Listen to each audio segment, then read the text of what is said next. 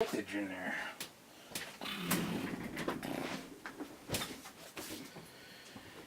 Hey guys, back again. Probably one last time with the Arrma Fazon Voltage.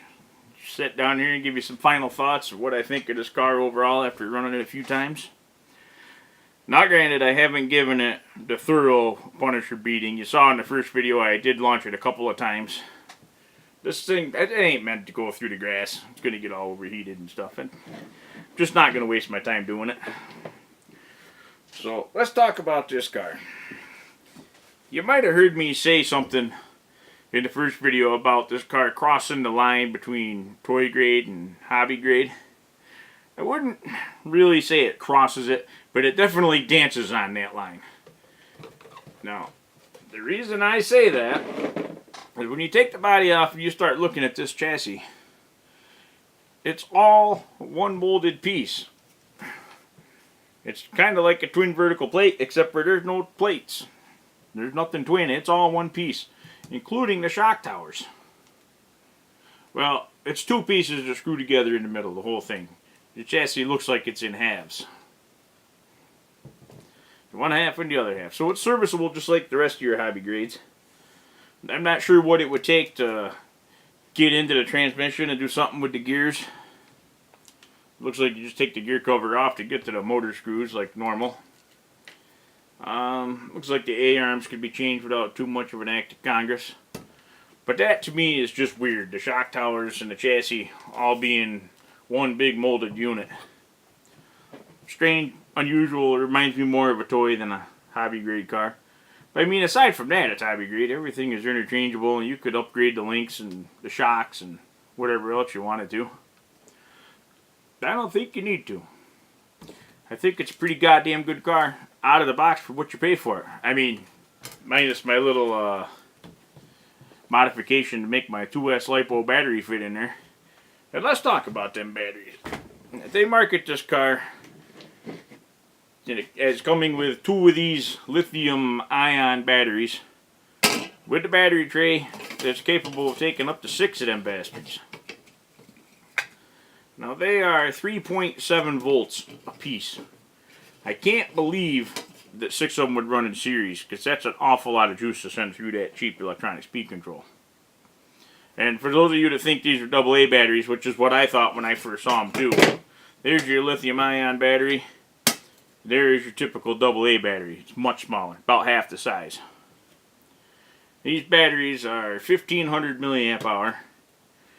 Now, when I was talking to Mike at Waltz, he told me that you can go to Walmart in the solar light section and they sell these batteries in 2500 milliamp hour. I don't know why. They're solar light batteries, whatever. I don't know what they cost. But you'd get a little better runtime if you got 6 of them bastards to put in there. But to charge them fast, you got to go to a vape shop. You're not going to get me in a vape shop because I don't think smoking something because it looks cool is very cool at all. I've never been into it and never understood it. If you're going to smoke something, you might as well catch a buzz or cancer from it or something. And that's what I think about that. But if you wanted to use them stupid, weird batteries, you could. I didn't want to. Put a 2S in this, you got a hell of a car for $139.99. That's the bottom line. That's really all that matters. Like I said, super lightweight from the molded chassis. The handling is halfway decent. The tires are lacking a little bit. One of my viewers suggested a different set of tires for the back of it, and I ordered them. They're not here yet. They're on the way. Maybe we'll do another video with it after we get that just to see what it does. Had a good time with this car. I wasn't very impressed with it when I unboxed it because they advertised it as kind of, well, you could put whatever battery you want in there. And I couldn't. I had to modify the chassis a little bit.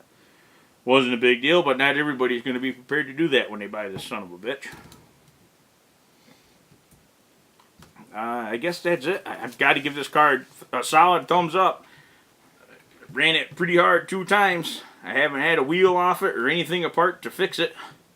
The only issue I had was very sporadically. I think 3 times in that second run I noticed where I'd be coming into a corner and turn, and the fucking wheels would turn the opposite way. It's just once in a while. It didn't get more often or really cause too much of a problem. But it's strange that it does that, and I think that's got to be because of this electronic speed control and receiver all made into one. I didn't notice that it happened when I was exceptionally far away, because my backyard track's not that big. I don't get that far away. So there might be a little bit of an issue with that. Maybe if I run it some more, it'll develop into a bigger issue. If it does, I'll be sure to let you know. Huh. I just noticed something kind of odd.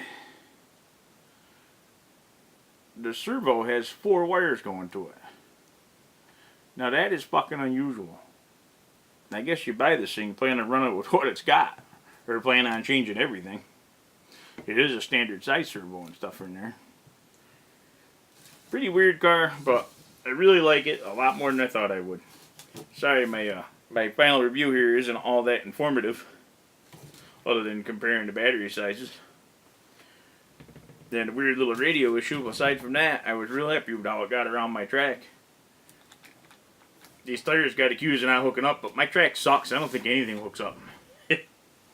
We'll find out when the new wheels or new tires come, I guess.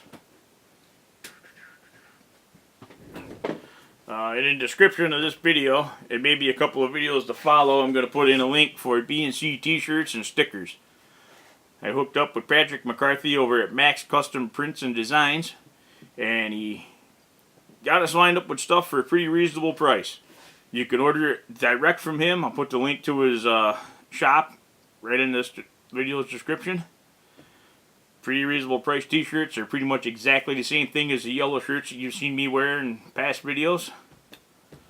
The stickers are way better than them fucking things I gave away for free. By the way, if anybody still wants one of them free ones that I had, I still have probably a dozen or so of those that I could send out to you. Just get me your address somehow. You guys that already got one, don't be greedy. I'm not sending another one. You have to hook up with Pat McCarthy and buy some. Don't be so goddamn cheap. I don't get any proceeds from it. The only one making any money off at all is him. But he gave us a real reasonable price. And he's a good dude to do business with. So, I guess that's it. I ain't really feeling the creative juices flowing for this one.